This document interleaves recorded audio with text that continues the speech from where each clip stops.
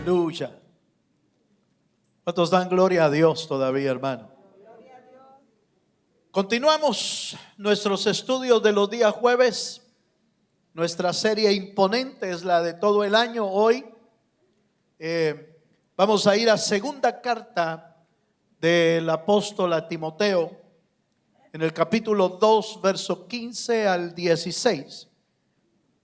Segunda de Timoteo 2, verso 15 al 16. Llegamos al punto en el que hablamos la semana pasada del perfil del soldado, cómo el Señor le da la capacidad de resistir, cómo el Señor le da la capacidad de ser paciente y cómo el Señor le da la capacidad de saber manejar las victorias. Un buen soldado sabe sufrir penalidades. Un buen soldado es paciente y resistente, y un buen soldado sabe cómo manejar las victorias que obtiene para que el orgullo no lo alcance. Pero hoy vamos a hablar del tema la palabra de verdad como un arma para un creyente. Y dice la carta, segunda de Timoteo 2:15, procura con diligencia presentarte a Dios aprobado, como obrero que no tiene de qué avergonzarse, que usa bien la palabra de verdad, mas evita profanas y vanas palabrerías que conducirán más y más a la impiedad. Amén. Quiero recordarle algunos aspectos que son importantes entenderlos de esta carta. Y uno de los más sobresalientes es que esta segunda carta a Timoteo, fue escrita por el apóstol Pablo estando preso en Roma. De hecho, muchos consideran que fue la última carta que escribió el apóstol Pablo, porque en el capítulo 4 Pablo dice: yo estoy a punto de ser sacrificado ya, como que esa fue la última carta que escribió, y luego fue muerto allí en Roma bajo acusaciones de muchos aspectos. No nos vamos a adentrar en eso, pero obviamente él estaba preocupado escribiéndole a uno de sus discípulos más queridos, que era Timoteo. Y Pablo estaba preocupado porque había llegado el momento de trasladar la estafeta, es decir, trasladar el momento de que otro tomara la batuta del apostolado en la obra del Señor, porque él estaba a punto de morir. No se mira al apóstol Pablo, en ningún momento se mira al apóstol Pablo como con miedo, como con terror, como con angustia. No se oye diciéndole a Timoteo: mira, Timoteo, por favor, ora por mí, por esto, como llorando. No se ve en ningún momento. Más bien Pablo se ve como un hombre dando instrucciones hasta el último momento, diciendo: Timoteo, tú sigue adelante, predica la palabra del Señor, exhorta, sigue adelante en la obra de Dios sin detenerse. De esa manera escribe esta carta, y en ese pasaje se refiere a tres, fíjese, a tres consejos importantes a Timoteo. Obviamente se puede tomar desde el ángulo de cualquier creyente, porque aunque está dirigida a un ministro, también podemos entender que usted y yo debemos ser diligentes para presentarnos delante de Dios. Usted y yo debemos ser diligentes para presentarnos sin nada que nos avergüence delante del Señor. Y usted y yo debemos ser gente que aprende a usar la palabra de verdad. No, usar la palabra de verdad no es solamente para los ministros.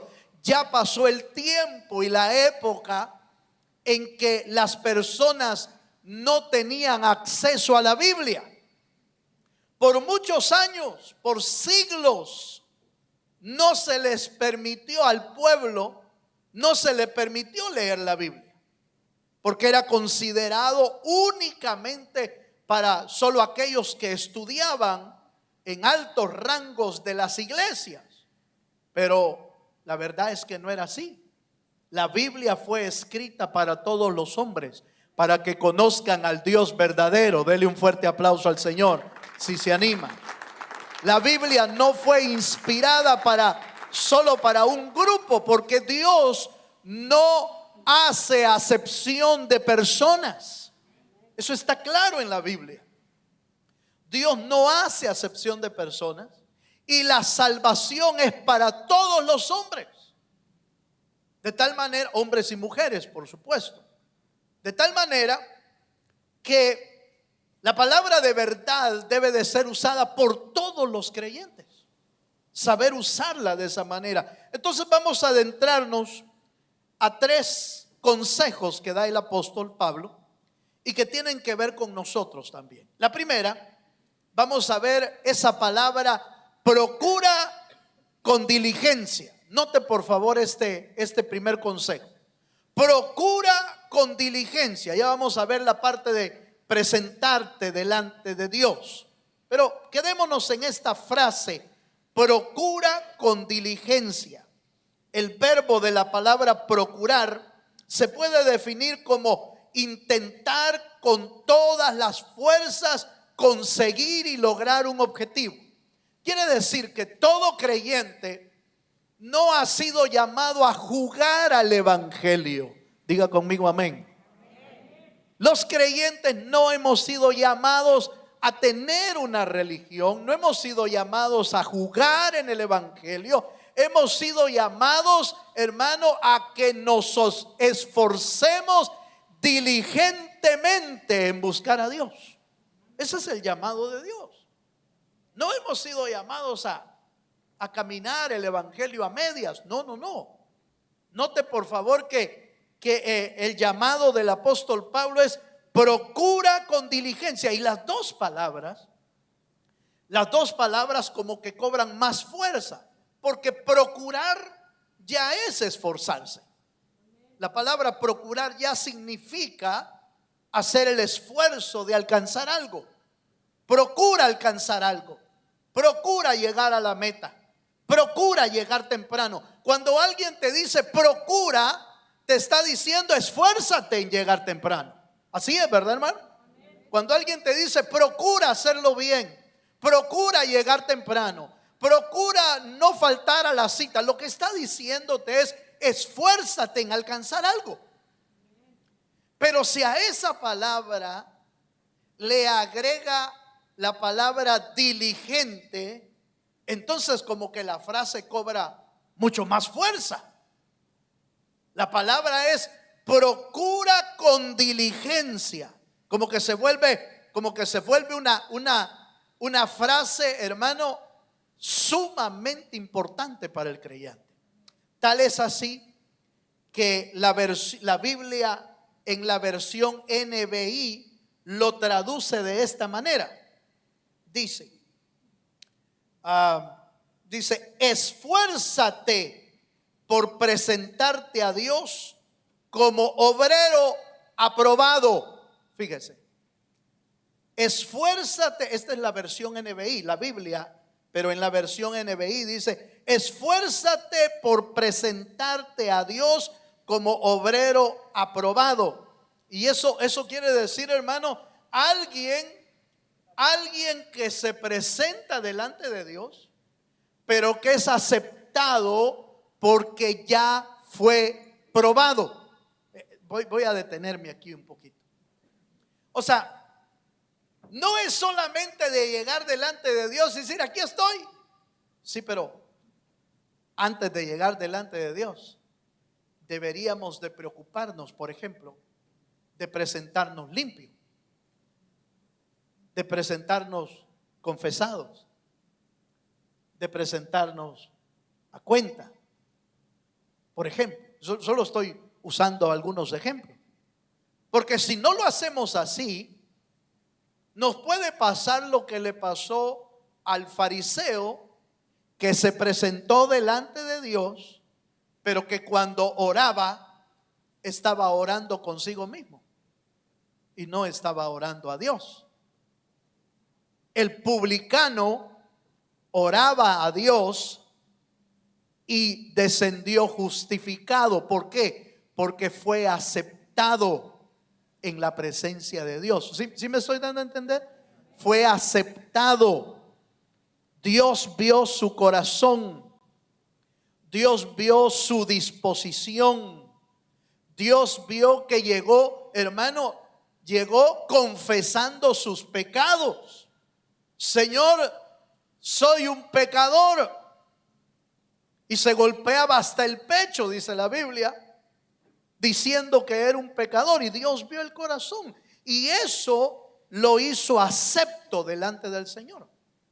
Pero el fariseo llegó con orgullo, llegó con altivez, oraba consigo mismo diciendo: qué terrible, qué fariseazo el que soy, qué buen fariseo, qué terrible, qué chulada de fariseo. Déjeme pensar.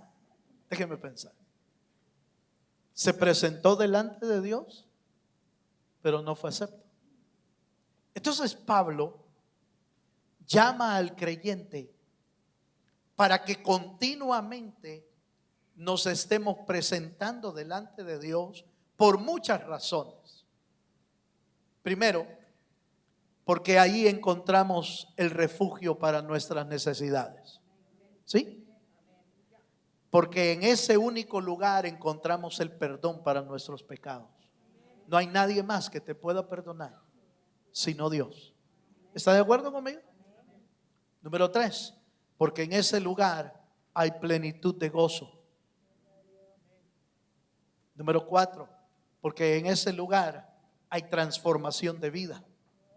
El único lugar donde te pueden cambiar y me pueden cambiar a mí es en la presencia de Dios.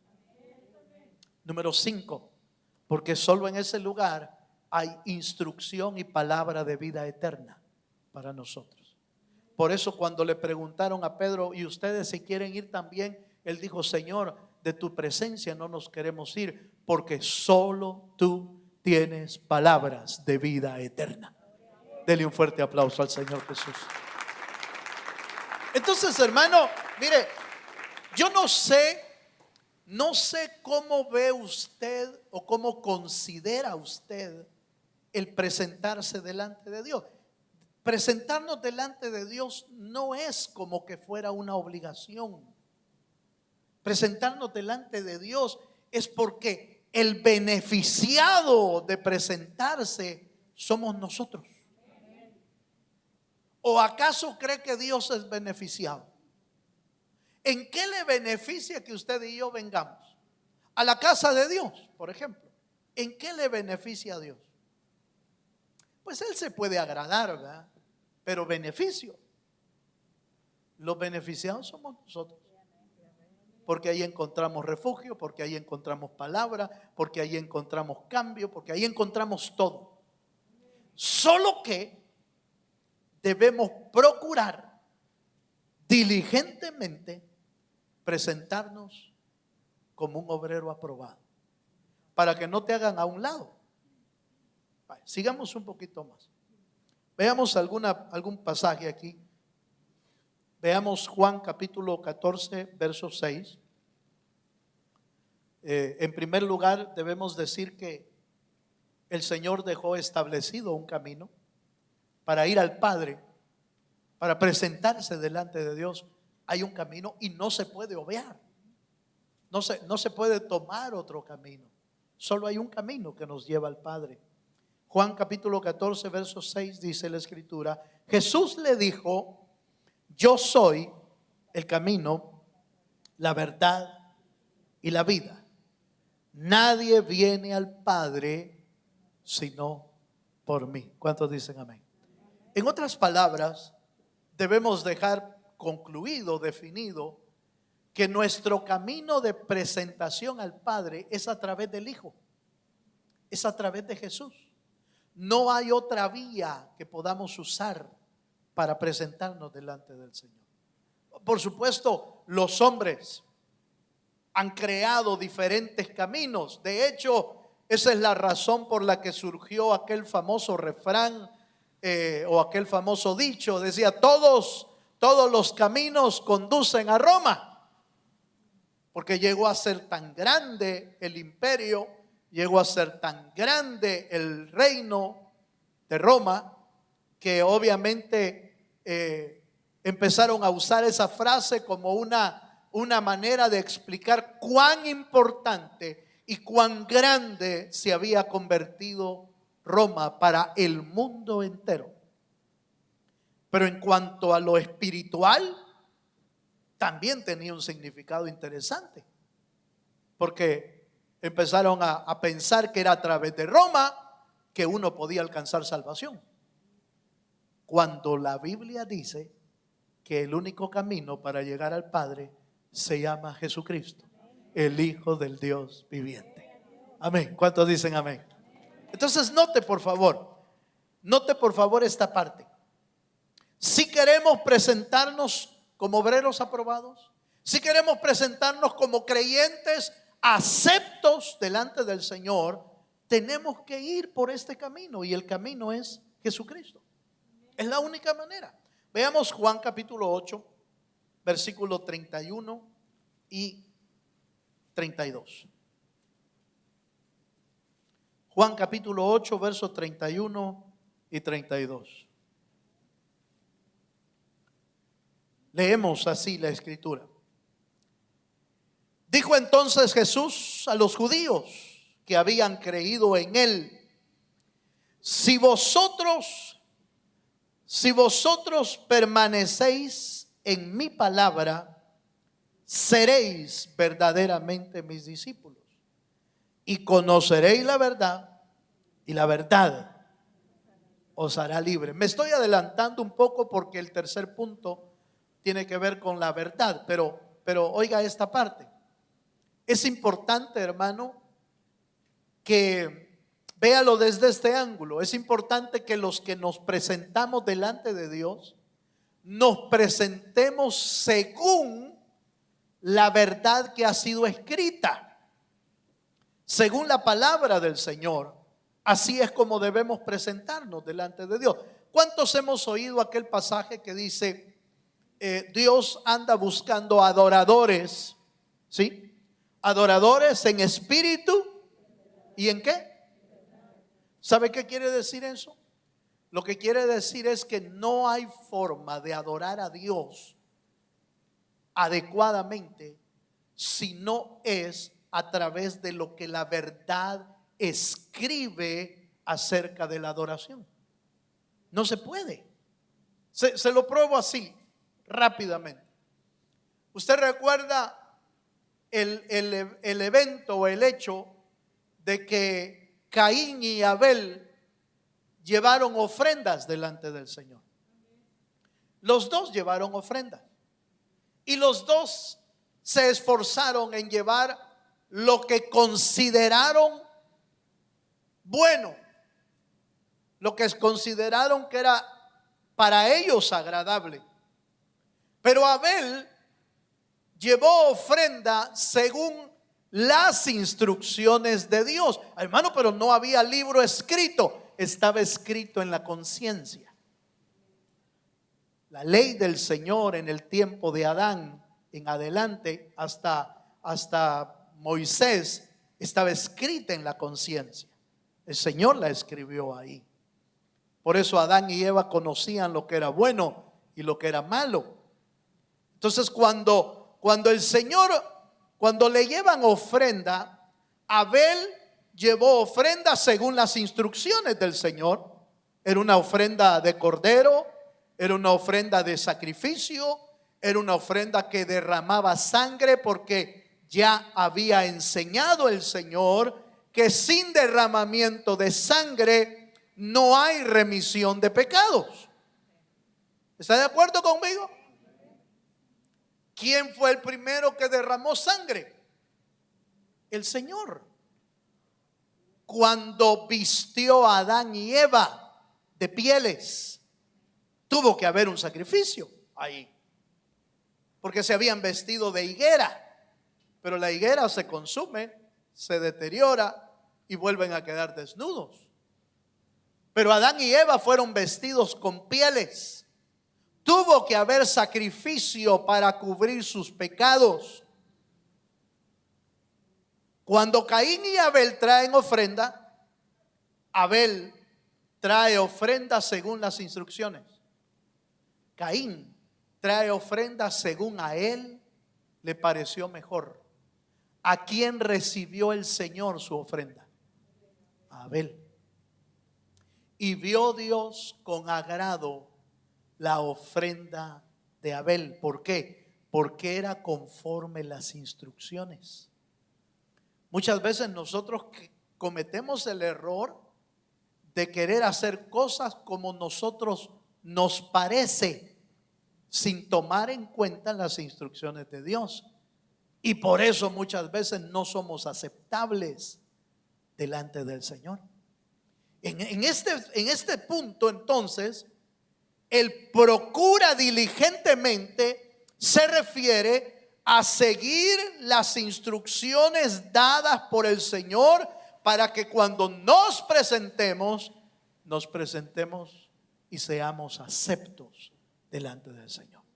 Amén. El libro de los Salmos dice: ¿quién subirá al monte del Señor? ¿Quién subirá a adorar al Dios de los cielos en el monte? Y el Señor dice, por ejemplo, el limpio de manos, el de corazón puro. Ahí hay instrucciones. Si usted y yo queremos ser aceptos delante del Señor, limpiemos nuestra vida. Ahora, ¿quién nos limpia? El Señor mismo. Porque usted y yo no nos podemos limpiar, hermano. Pero mi punto es que necesitamos presentarnos para ser aceptos delante del Señor. Amén. Vamos al siguiente, por favor, acompáñenme. La segunda instrucción es, obviamente, presentarnos delante de Dios sin nada que nos avergüence.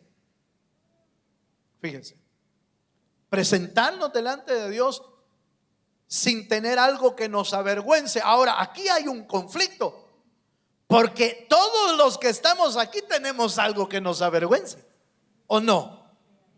El pecado avergüenza.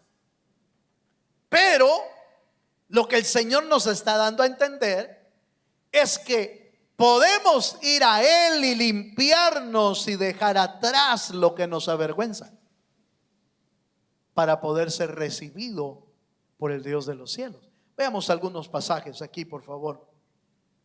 Vamos a la escritura, Efesios capítulo 5, verso 15 al 16. Este segundo consejo tiene que ver con velar por la manera en que caminamos, por velar con la manera en que nos conducimos en la vida, por velar por que cuando vayamos a la presencia de Dios vayamos con la integridad y la limpieza que Dios quiere. Efesios 5:15, verso 16. ¿Lo tiene, hermano?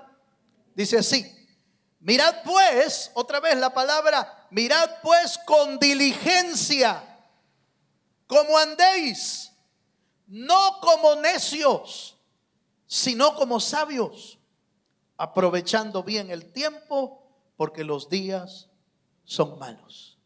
Oiga esto, el apóstol Pablo, de la misma manera que le dijo a Timoteo: preséntate delante de Dios como obrero que no tiene de qué avergonzarse, ahora Pablo a los creyentes le está diciendo: miren, con diligencia, miren cómo andéis. ¿Sabe por qué hace esa exhortación el apóstol Pablo?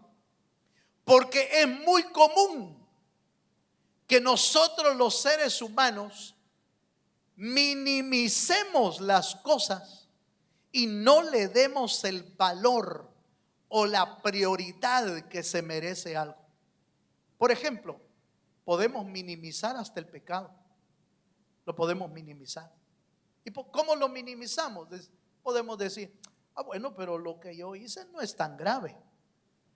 Aquel sí, mire, ese sí anda en pecado, pero yo no, es una pequeña debilidad. Aleluya. Es una canita al aire. ¿Sabe por qué sale una canita al aire? La expresión una canita al aire es como minimizar el pecado. Es decir, es apenas un pequeño pelito. ¿Qué va a ser eso tan grave? Pero Eclesiastés, si no me equivoco, dice que una pequeña mosca hace heder el perfume del perfumista. Con una pequeña mosca usted ya no come. O sí. No sé si será usted de aquellos que y sigue, no sé. No sé si usted es de los que se atreven a hacer eso. Yo he visto gente que lo hace. Yo he visto gente que lo hace. ¿Qué es un pelo? No es nada. ¿Qué es una pata de mosca? ¿Qué es una pata de cucarachas? Eso no es nada. Aleluya, ya no va a comer usted más noche, ¿verdad? Pero hay gente que no tiene problema con eso, hermano. Tiene la capacidad de poder sobrellevarlo eso. El problema es cuando lo hacemos en nuestra vida espiritual. Cuando nosotros minimizamos el pecado en nuestra vida. Decimos que no, pero no es tan grave, hermano. Si mire, allá aquellos que andan en el adulterio, aquellos que andan haciendo esto, eso sí, mire, esos que andan bebiendo allá en el bar, esos que hacen, eso sí, de plano andan en pecado. No, pecado es pecado. El pecado te separa de Dios. La paga del pecado es muerte. Y no dice si el pecado es grande o el pecado es pequeño. El pecado tiene una consecuencia en el alma del creyente. ¿Cuántos me están entendiendo?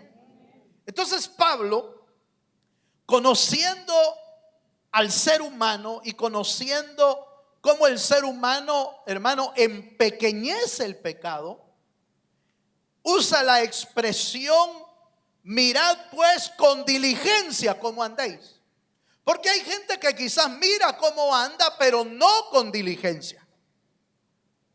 Y entonces deja pasar la situación. Pero cuando Pablo dice preséntate sin tener algo que te avergüence, es porque Dios conoce todo lo que nosotros hacemos, hermano. ¿Está de acuerdo conmigo, hermano? Dios conoce todo lo que hacemos, todo lo que hablamos, todo lo que pensamos, todo lo que hacemos en público, pero también lo que hacemos en secreto. Lo que hicimos cuando creímos, entre comillas, que nadie nos está viendo, pero los ojos del Dios de los cielos están sobre nosotros. Él lo conoce. Pablo, conociendo eso y sabiendo que la encomienda es preséntate delante de Dios. Ningún creyente, hermano, puede evadir esa responsabilidad como creyente.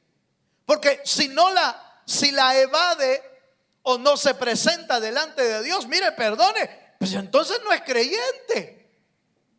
Porque el creyente constantemente se presenta delante de Dios. Cada mañana, cada noche, cada atardecer. Cuando vas a orar, cuando vas a pedir algo, te presentas delante de Dios, no importa dónde. Puede ser en el closet, puede ser en el carro, puede ser en un cuarto, el lugar que tú has destinado para orar, puede ser en la iglesia. En cualquier lugar que te presentes, ahí debes de entender que antes debemos pedir limpieza para nuestra vida. Porque es parte de nuestra vida cotidiana presentarnos delante de Dios. Amén, hermanos. Entonces, con diligencia revisemos cómo andemos. Colosenses 4:5 dice: el mismo apóstol Pablo da un consejo que tiene que ver con lo que estamos viendo. Andad sabiamente, 4:5. Andad sabiamente para con los de afuera, redimiendo el tiempo. ¿Por qué con los de afuera? ¿Y con los de adentro no importa? No, es que mire, uno se esfuerza en que no le vean nada malo los de adentro. Se esfuerza. Hasta uno mide las palabras que dice, ¿va? Dios le bendiga, hermanito, Dios le bendiga, Dios le guarde. Cuando llaman por teléfono y usted ve que es un hermano, sí, Dios le bendiga, Dios le guarde, gloria a Dios. Pero cuando no sabe quién es, aleluya. ¿Qué? ¿Cómo? Nombre. Vaya. Pero es que vio ahí quién era.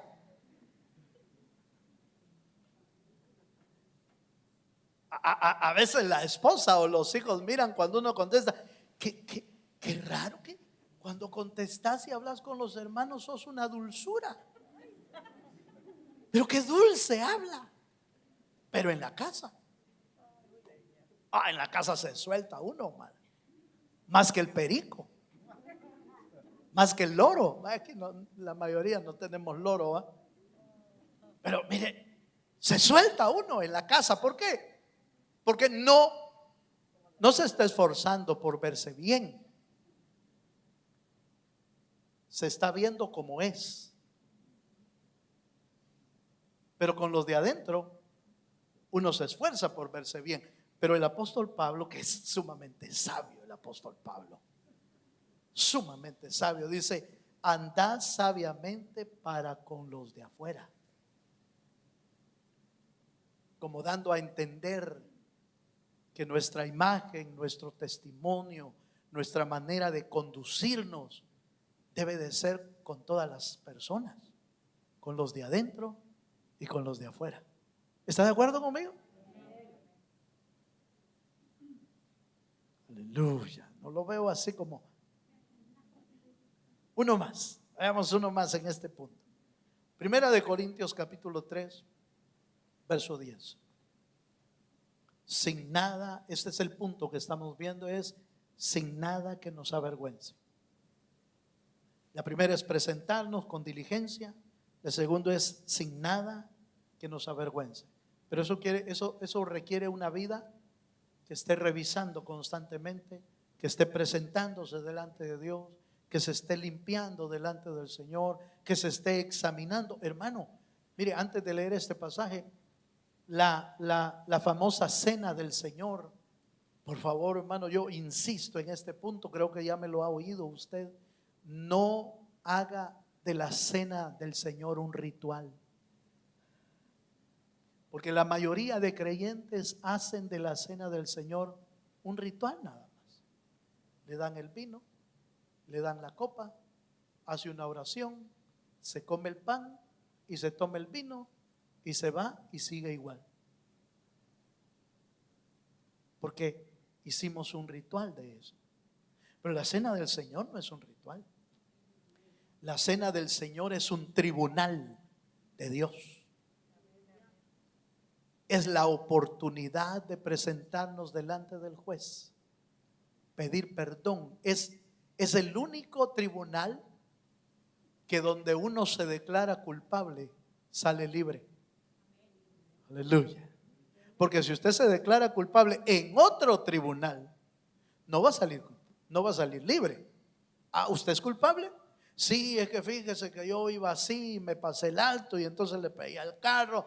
Y entonces ¿se acuerda que el juez, si usted ya se presentó delante de un juez alguna vez, el juez le pregunta, ¿cómo se declara? ¿Cómo se declara? Si usted dice culpable, vaya, ¿cómo no? Entonces mire, esta es su multa, va a ir a tomar un curso, va a ir a hacer esto, y esta es su multa, usted quedó culpable. ¿Así es, hermano? No me va a decir que nunca ha ido. Si por ahí lo vi yo. No es cierto. Oiga, Pero el único tribunal donde uno se declara culpable y sale libre es el tribunal de Cristo. Es el tribunal de uno, donde uno va y dice: Señor, Señor, perdóname, yo soy culpable, soy un pecador, Señor. De veras, perdóname. Dice: oh, vaya, está bien. La sangre de Cristo te limpia, te perdona. Vete y no peques más. Lo dejan libre a uno. Y nosotros haciendo como que no es nada el tribunal de Cristo. Por eso es, dice la Biblia, por hacer mal uso del tribunal de Cristo, que es la cena del Señor. Por eso es, dice el apóstol Pablo, por eso es que algunos están enfermos, dice. Algunos están débiles y a otros los mandan a dormir. Lea usted ahí, 1 Corintios capítulo 11. Cuando tomamos la cena del Señor indignamente. Entonces dice, cuando tomamos la cena del Señor indignamente, por eso es que algunos están enfermos, otros están débiles y otros los mandan a dormir, como consecuencia de que no están arreglando su vida. Diga conmigo.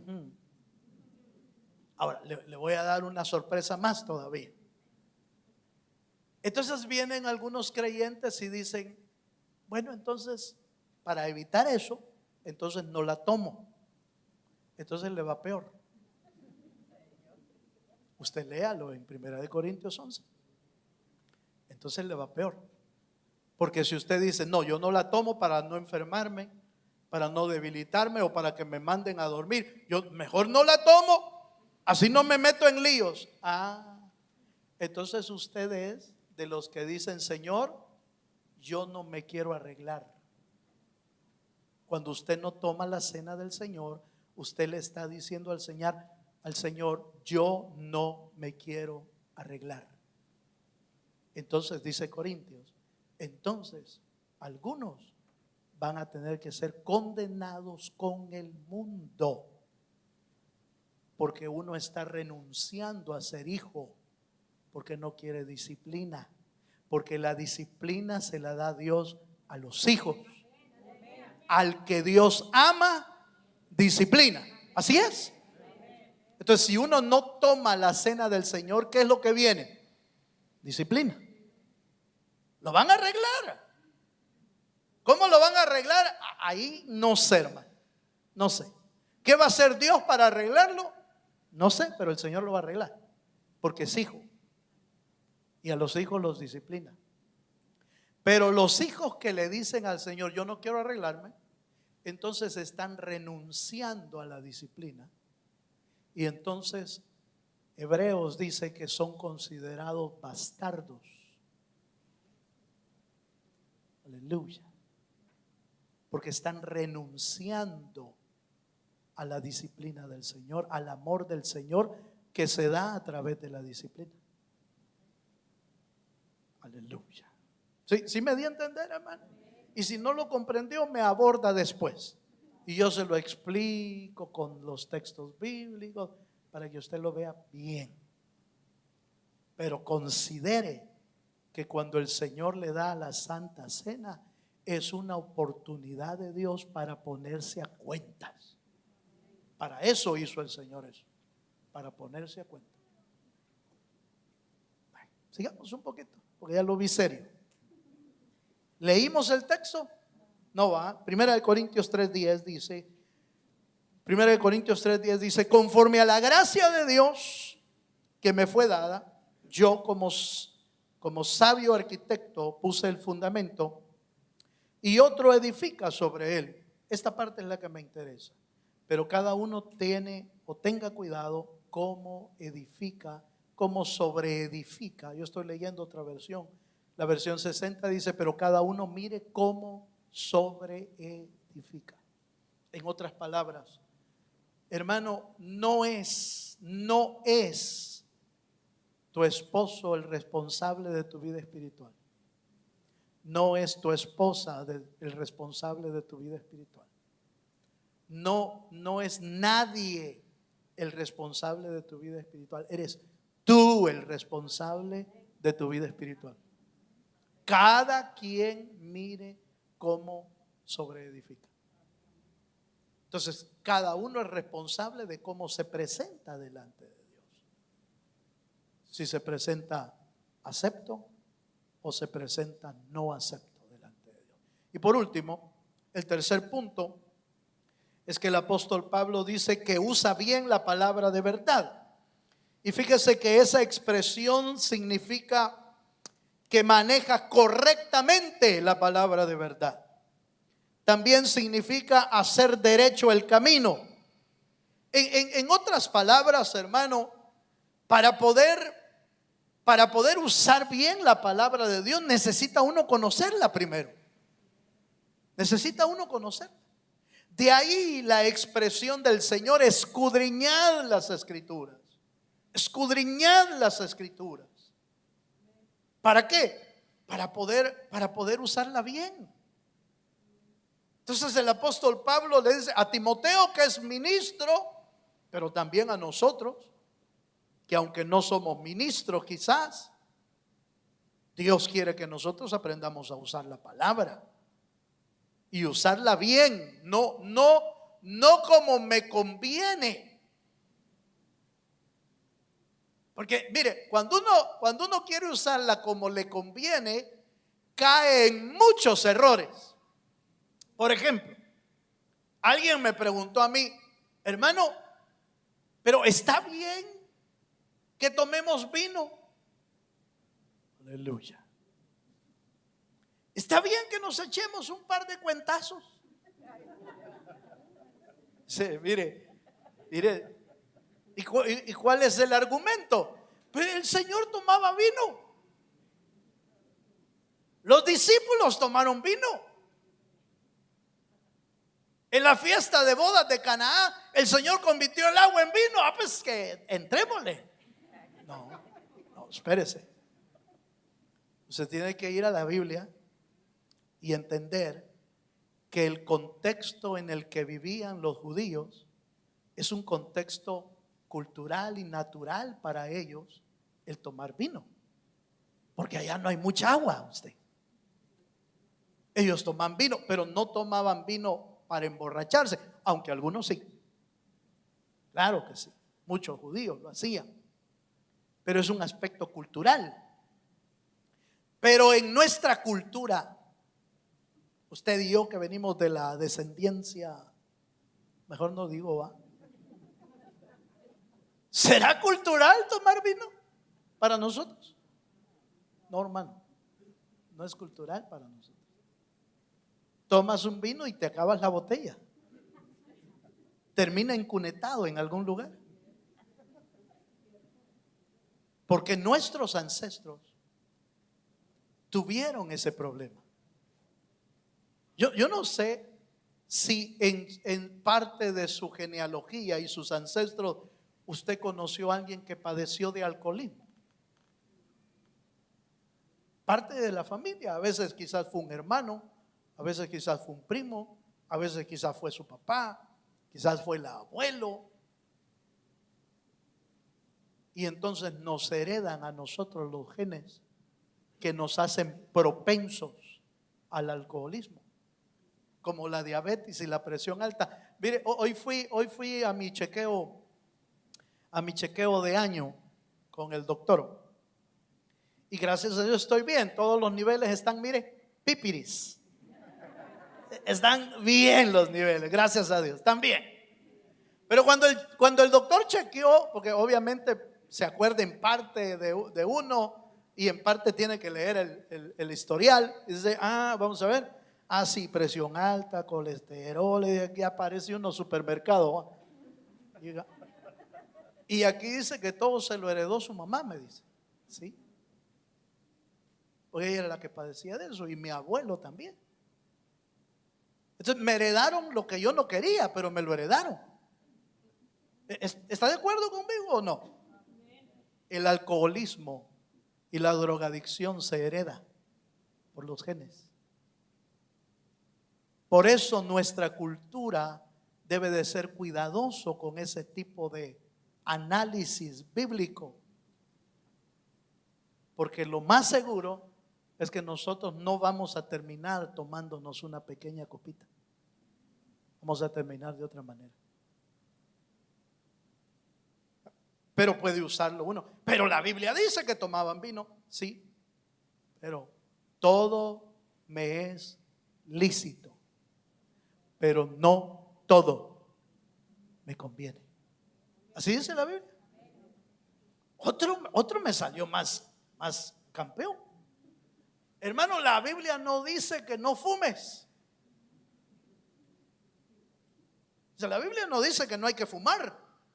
Entonces, ¿se puede echar un cigarrillo uno? La Biblia dice que todo lo que destruye el cuerpo del Señor es malo. Tu cuerpo es del Señor. ¿Así es, hermano? Tu cuerpo le pertenece al Señor que lo compró en la cruz del Calvario. Todo lo que haces malo para tu cuerpo, estás dañando el templo del Señor. Sencillo, hay una explicación bíblica, pero nosotros podemos usar una mala interpretación o una interpretación que nos convenga. La Biblia no se tiene que ajustar a mi estilo de vida. Yo me tengo que ajustar a la Biblia. Dele un aplauso al Señor. En pocas palabras, segunda de Timoteo 2:2, y termino. Dice: lo que has oído de mí, segunda de Timoteo 2:2, lo que has oído de mí ante muchos testigos, esto encarga a hombres fieles que sean idóneos para enseñar también a otros. Entonces, uno debe de aprender la palabra tal como está escrita y tal como es enseñada, de una manera sana. Eso va a producir vida en nosotros. Por eso es que necesitamos ser creyentes que saben usar la palabra de verdad. Póngase de pie, por favor. 3 consejos dio Pablo en este tema. Procura con diligencia presentarte delante de Dios. Segundo consejo: preséntate como obrero aprobado. Preséntate como alguien que no tiene de qué avergonzarse, sino que va a Él primero para limpiarse. Y tercero, procura, hermano, aprender a usar bien la palabra de Dios. No a su conveniencia, no a mi conveniencia. No, es conforme está escrito lo que va a traer vida a nuestro ser. Amén. Cierre sus ojos, por favor. Vamos a orar. Y le vamos a pedir esta noche al Señor que Dios, que esos consejos queden grabados en la tela de nuestro corazón. Padre, en el nombre de Jesús, gracias te damos. Gracias por la vida de cada uno de tus hijos. Gracias por tu enseñanza, por tu palabra. Enséñanos a vivir, Señor, como tú quieres que vivamos, procurando diligentemente venir a tus pies, sin nada que nos avergüence, y usando bien las sagradas escrituras. Aunque la palabra te corte en dos, pero si eso es lo que Dios quiere, te va a producir vida, aunque nos corten dos.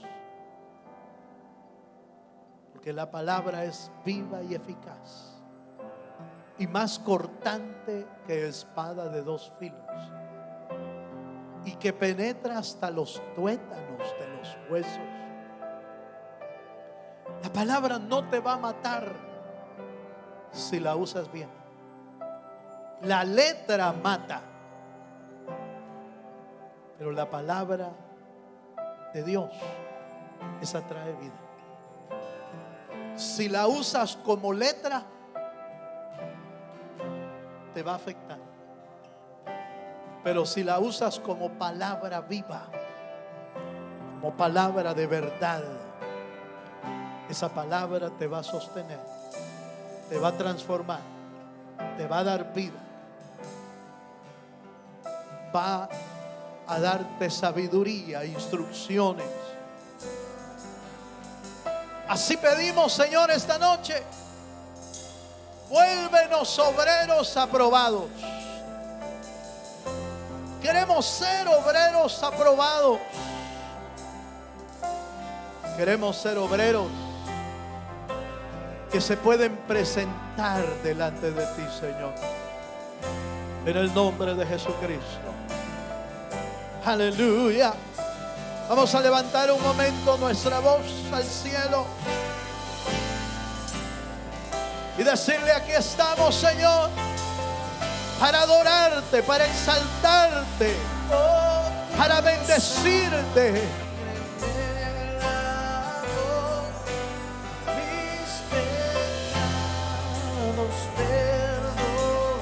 Aleluya.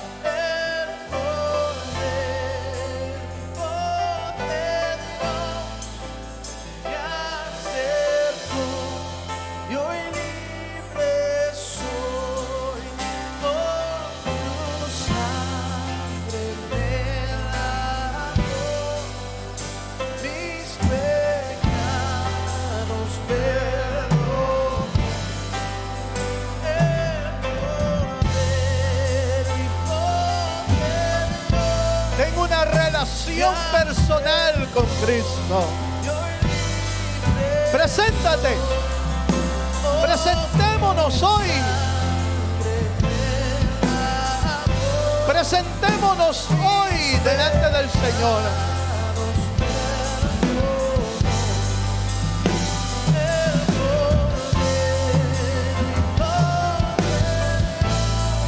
Aleluya.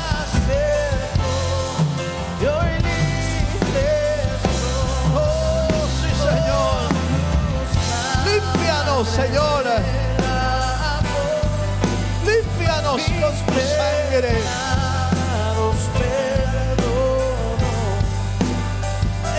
Límpianos con tu sangre, Señor.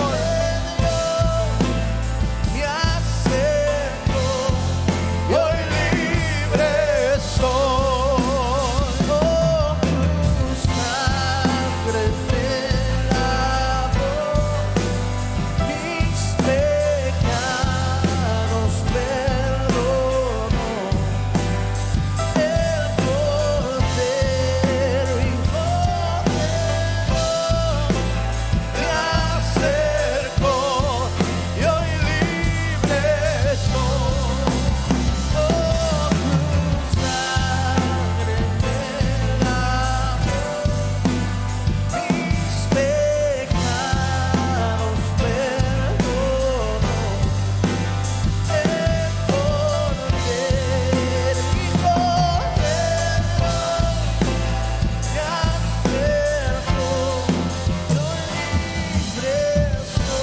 Quiere levantar un momento sus manos al cielo. Dígale al Señor esta noche: Padre, tu anhelo es que podamos presentarnos cada día delante de ti, Señor. Tu anhelo es que tengamos una comunión permanente, continua contigo. Queremos ser de tus discípulos que pueden presentarse delante de ti, Señor, con diligencia, presentarse aprobados, presentarse sin que avergonzarse y presentarse, Señor, aplicando la verdad de Dios cada día en nuestra vida. Danos, Señor, esa capacidad.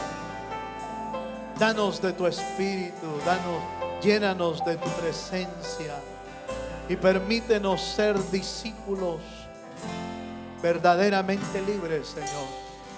Bendice a tu pueblo Llénalos a cada uno, Señor, conforme tu voluntad, conforme tus misericordias. Bendice cada familia, cada hogar.